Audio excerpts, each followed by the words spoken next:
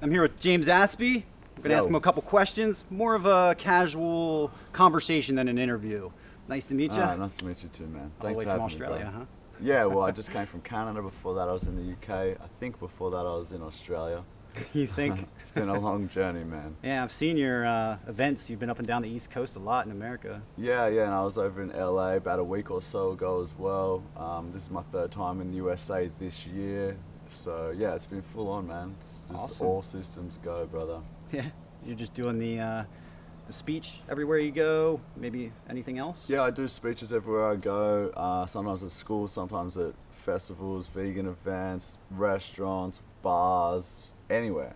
And then while I'm traveling, I'll also be doing, maybe I'll come to sanctuaries, get some footage, promote them, or I'll get on the street activism kind of vibes and be doing like the Cube of Truth with Anonymous Right, for right. the Voiceless, showing people slaughterhouse footage, talking to them about what they're seeing, why they should go vegan. I do a lot of the slaughterhouse vigils, Sure. and yeah, that's when we go outside of the slaughterhouse, we take footage of the animals as they're coming in on the trucks, Yeah.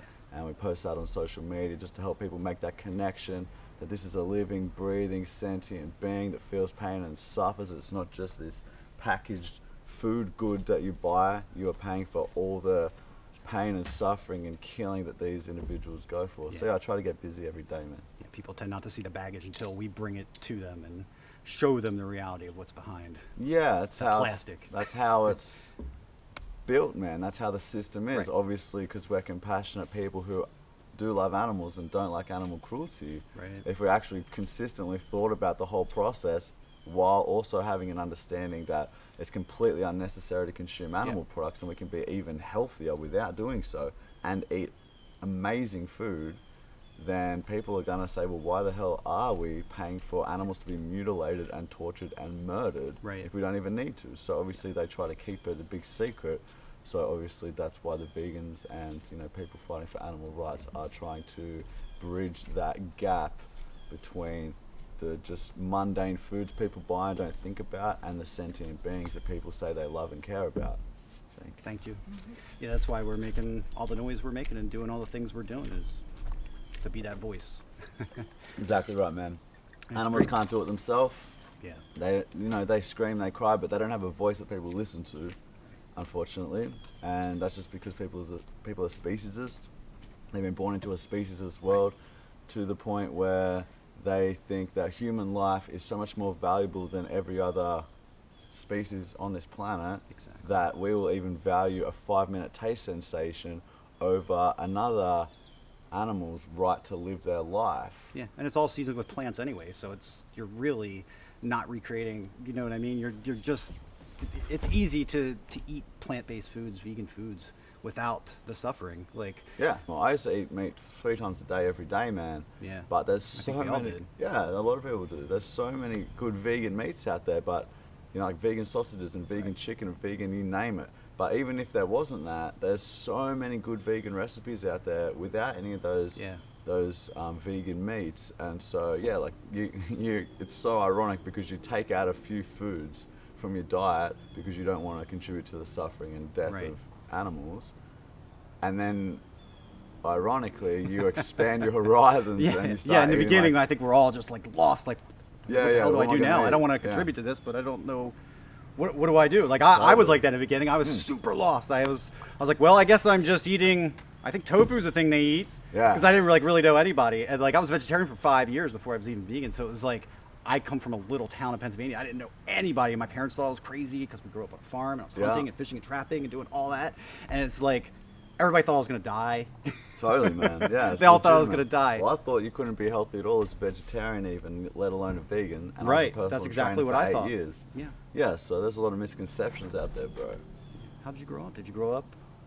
How'd you grow up? Didn't like animals at all. Right. Didn't even like dogs. I had really good parents, though, very compassionate people. Tried to instill compassion in me, and I had it for humans, but yeah, not other animals. I was fairly good in my teens and everything, like fairly good kid. But I got cancer when I was 17, and during that time, when I was like, thought I was gonna die, I started Right. doing a lot of drugs, and went to some dark places, man. It became a little bit less. I ended up in a lot of dark places, man, and I was doing that for a long time, a lot of years.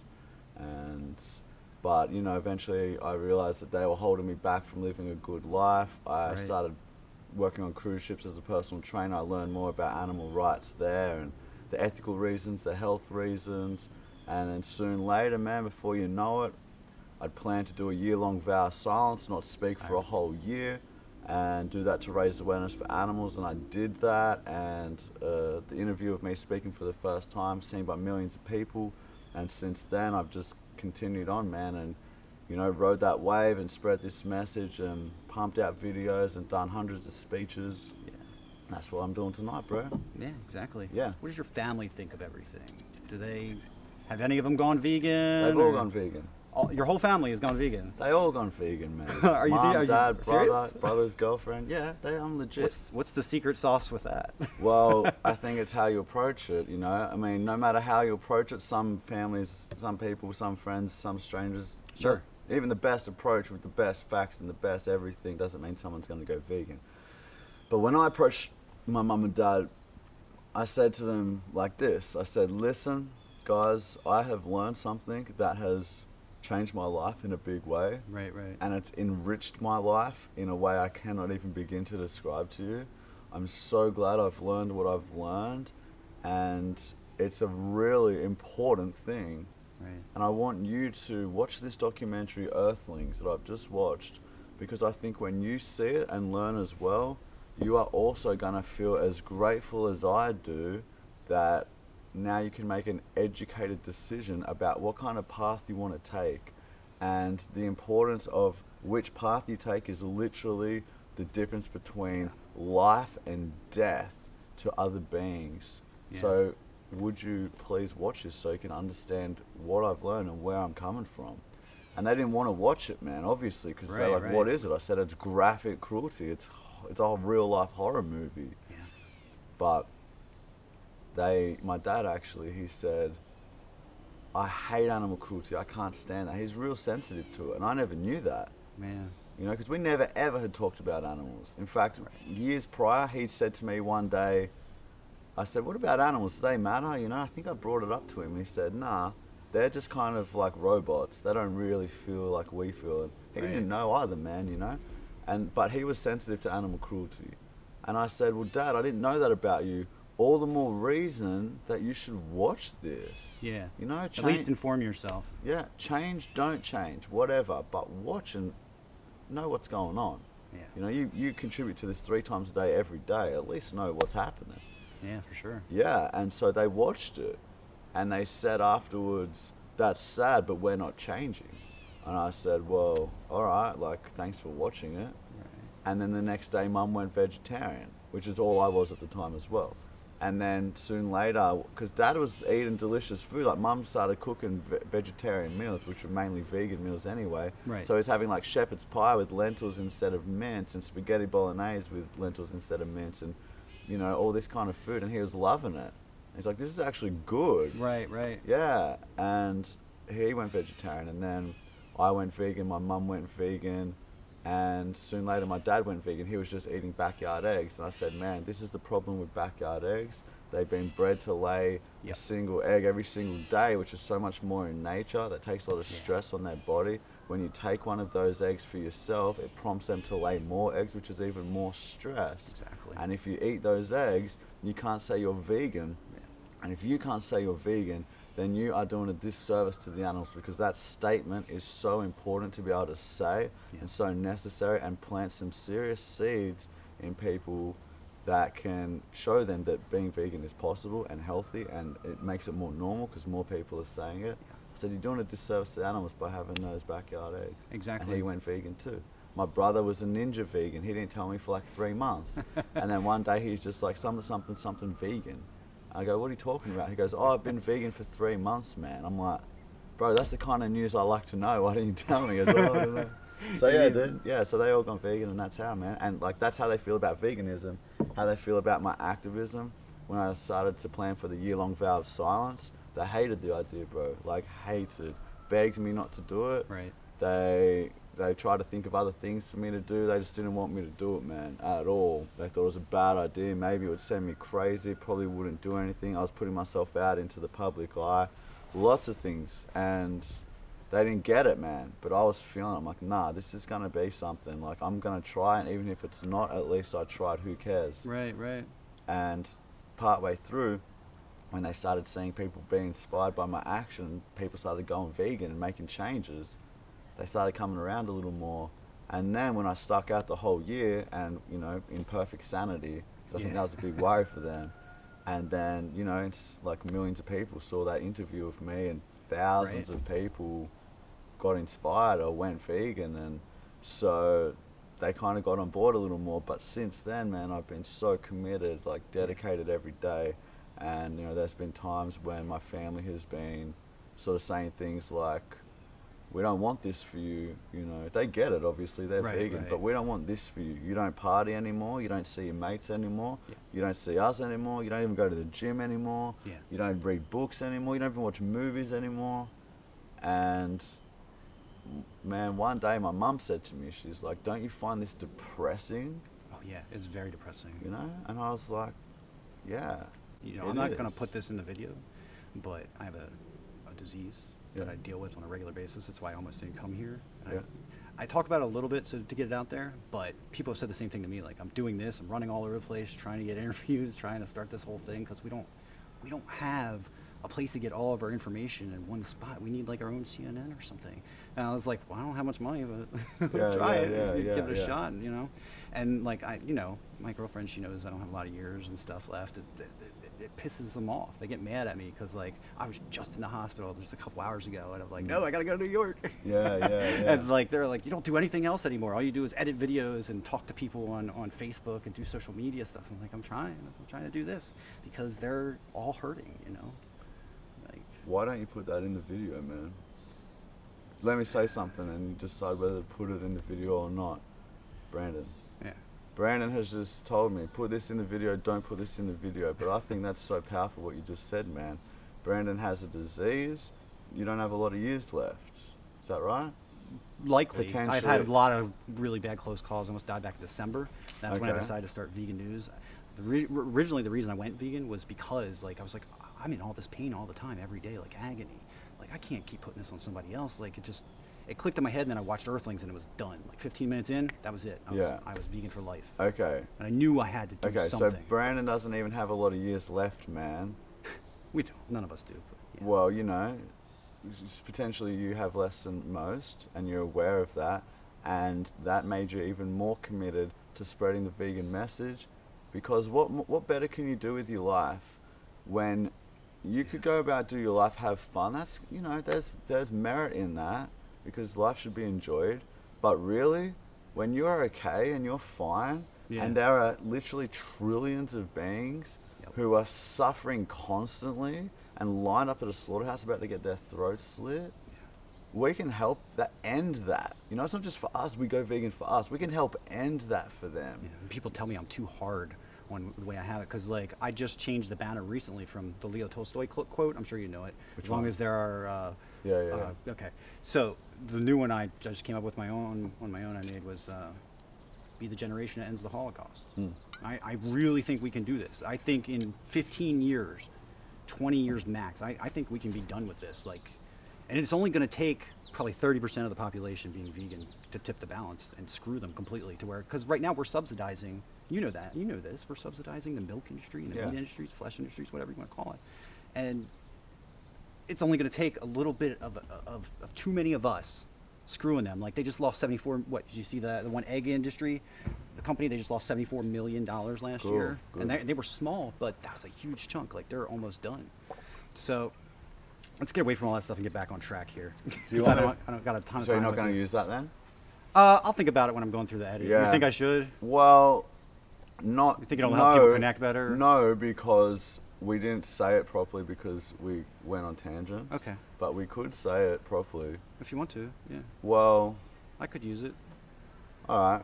You know better than me. You've got more of a thing with YouTube and a rapport with the people. How about this? I'll just follow my lead. Okay, sure. All right, so just to be straight up, me and Brandon were just kind of doing the interview thing, and I was talking about how my family tell me that I work too hard and I should have more of a life, which is a fair call. And, you know, the reason that me and so many other vegans and people who are being active out there to spread this message work so hard is because when we spread this message, we have the potential, and what we actually are doing is saving lives and reducing so much suffering of innocent beings. Yeah. And Brandon mentioned off camera, but I thought this would be a really good point to talk about, is that Brandon has a disease and it's significantly shortened the amount of years he's likely to live. Right. And his family say a similar thing to what they said to me, is that you work too hard, you know, and for him it's like, you work too hard, you might not have that many years left. And I think Brandon will agree with me here, is that what better way to spend your life? Right. What is a better way to spend your life when this action of spreading the vegan message will literally end the suffering and the pain and the harm being put and forced on these innocent, vulnerable beings? Yeah. What's a better way to live your life, man? If you can help someone out of suffering, that's one of the greatest things you can do with your time, because suffering is one of the worst things you can go through. So it follows that to help someone out of their suffering is one of the best things that you can do. Yeah, And that's the one thing I want to see end in my life. right. It's the Holocaust.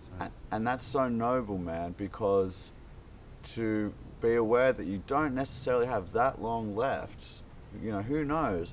And yet you're not just going to go, okay, I'm going to party, I'm out, like, peace. Hookers and blow, see ya. Yeah, exactly. You know, you're more like, all right, we need to go hard and spread this message right now. Yeah.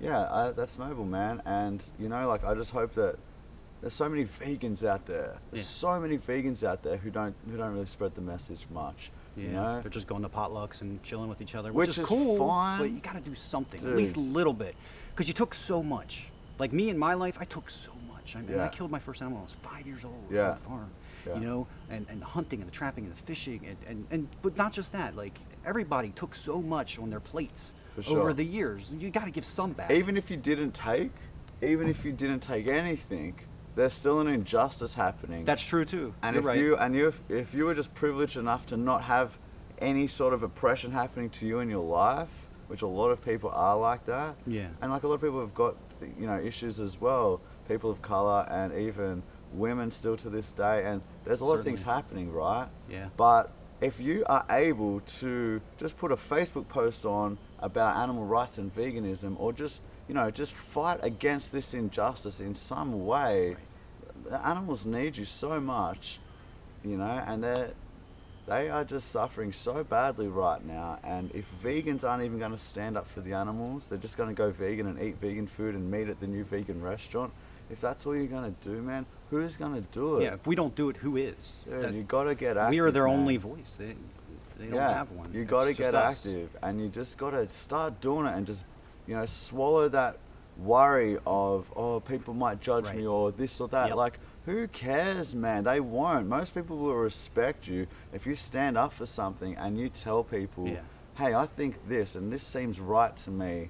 You know, if you put it out there in the right way, people will respect you for that. And even if they don't, it doesn't matter, man. Like, it's bigger than us. That's what I think the core message is of what you just said, that, you know, even having only so many years left, you are still going to fight so hard for animals. And, you know, my mum going on at me, like, you don't do anything in your life anymore. All you do is, you know, stand up for animals. It's because, some things in life are more important than your own. Right. You know, people go to war and die for their country, and some people dedicate their life to fighting the war against animals. And that's a war that needs to be fought, man. And we're all fighting it now.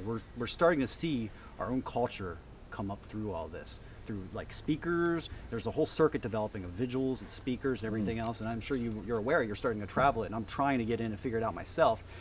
I think we're all just building it just now, and part of building our own culture, our own identity as vegans is what's going to help people come in, because a lot of people, you lose a lot of friends and and even relatives and things when you become vegan. I don't know how much of that you experienced, but I know I did, and a lot of people have. Yeah.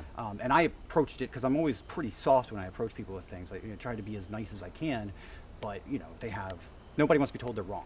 Totally, man. It's how you say it as well, you know. Yeah. Like you can become a vegan and lose a bunch of friends. Yeah. You can become a vegan and gain a bunch of friends. Yeah. You know, like it's how you want to go about it, and that's something we can all learn to do better as well. Is this your full-time job now, or you got anything else going on? You're doing this? Well, man, this is since I started talking again 2.5 years ago. I've just traveled constantly giving speeches. I've given over 200. They've all been for free. I never charge $1 for my talks. I don't have a sponsor. I don't do I don't ask for donations, nothing, man. I just want this message to get out there, and I don't want anyone to be able to question my integrity. Right. I do sell t-shirts, that way I get what I need, someone else gets something Right. in return, and it's a message for animals. So I feel good about doing that.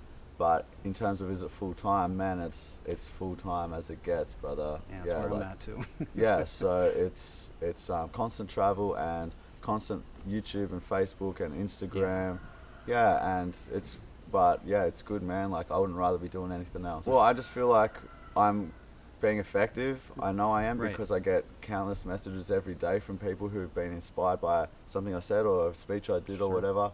And I thought before I even became vegan, I thought I'd probably be a good face inside the animal rights movement, because from what I could see of Right. it had quite a aggressive and extreme Yes. type of vibe, and that's not me. So I thought it would be good to just in my own way bring a little bit of balance in a more peaceful kind of way. I thought that there was room for that. Yeah. And I stick around because one, it's being effective. What I'm doing is affecting a lot of people. One of my speeches has 11 million views, man, since Right, January. I've seen it. Yeah. It's awesome. It's incredible. Thanks, man. To have that many, it's unbelievable, the platforms we have available with social media. It's the best thing in the world, bro. Yeah.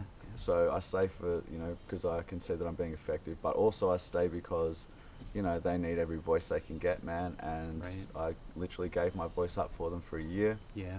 and I continue to do so in different ways now. And, it's just the least we can do, really. So how did you communicate with people during that year that you were not speaking? How did that work with everything? I wrote a lot of stuff down, man. I did a lot of charades, body language, and I what I'm saying? I did that as well. Gotcha. Man. Yeah, and people could read my lips and things like that, and it was good year, man. It was effective year, but I don't think I'll do that again anytime soon, man. That was a long year, brother. Did your voice hurt after you just started doing it again? It was Sure. just weak. Yeah. Just really Very weak and low. soft, yeah. And I don't know, man. I just felt like I was doing the wrong thing by speaking for like 3 months, man. I kept telling myself still not to speak, and then you're allowed to talk, just say things. Right. But I just was drilled into myself not to speak, so Yeah. yeah. You got it. It You got was to focus weird. in there. So I saw you're doing Vipassana meditation and all that kind of stuff. Vipassana, yeah. Yeah, I've actually been doing it for about 5 years. I just learned it in a book. I've never been to a retreat myself. Oh, okay, cool. It sounds like you were getting pretty into it. Do you have any advice or where to go? Or? Yeah, well, there's Vipassana meditation is an insight meditation. It's 2 equal parts. One part of observation of your physical sensations. Second part is remaining equanimous, which means accepting the moment as it is. Right. And this is the technique, the story goes, that the Buddha discovered to fully liberate yourself from suffering. Whether that's true or not, I don't know. But what I do know is after practicing it, I've done 7 10-day courses where you meditate about 110 hours over 10 days. And, after all that meditation, man, I've noticed so many improvements in myself, so much more Yep. peace of mind, clarity, better memory, more peace, less reactive, Helps a lot. more of the good things, man. Yeah. And so I would highly recommend everybody do that, especially activists who are kind of struggling in what seems like quite a cruel world. Yeah. And I would say as well that anyone who wants to learn it, these courses are all over the world, Vipassana centers. They do 10-day meditations where you just pay a donation if you want. Yeah. You should go, man, and you should check it out and just experience it for yourself. Because no matter how much you hear about it or someone tells you should meditate, you don't know until you get the experience. Right. And when it comes to meditation, so many people think it's this hippie thing or something like that. It's not that.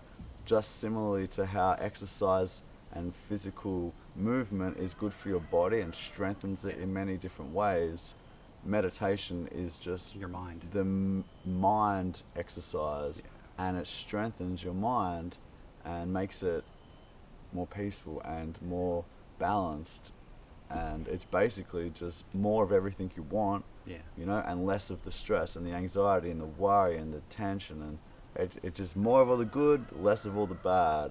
Put yourself in the present moment. People ask me a lot because I do 20 minutes a day minimum, and I mean, are you Buddhist? No. No, but you kind of like Theravada Buddhism is less like supernatural, like Mahayana is, you know, with karma and all that stuff. Theravada is like the original philosophy, kind of like what you're talking about. You're pretty much describing it, where it's learning to live in the present moment. Don't have fear of the future, and don't hold on to the anxiety of the past. Just be here and be as calm and with it as you can, kind of thing. Meditation really helps with that. No, I certainly tell you should look into some of the writings and stuff. It's pretty cool.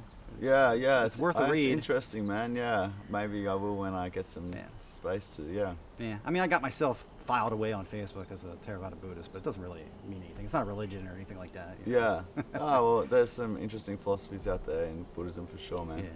I'm just here in the universe. Totally, man. We're just chilling. Anything else you want to say? Like maybe talk about your websites or something before you go? Yeah, I'm on Facebook, YouTube, and Instagram under my name, James Aspey. And I would say that everyone should be and get in their own Facebook, Instagram, and YouTube. Agreed. And just put your own stuff on there. Put little how you make, you know, what you eat in a day. Put on some cute animals. Maybe every now and then put on some gruesome things that happen to animals. Put your thoughts on veganism. Put your thoughts on life and justice and respect. Just get it out there, man. Even if you have 200 people on Instagram, that's 200 people that you can influence. One of them might influence 50 million people. You never know. The person that influenced me, he didn't even have the internet, you know? So when we play a numbers game, social media is the best thing we've got, and I would highly recommend that you put everything you got on there so that you can influence as many people as possible and bring this injustice to an end as fast as possible. Yeah, right on. End the Holocaust. Yep. Every avalanche starts with a snowflake. I say it all the time. Yeah, that's right. Sweet as. It was great meeting you. Cool. Nice to meet you too. Can't wait. I look forward to your speech in person.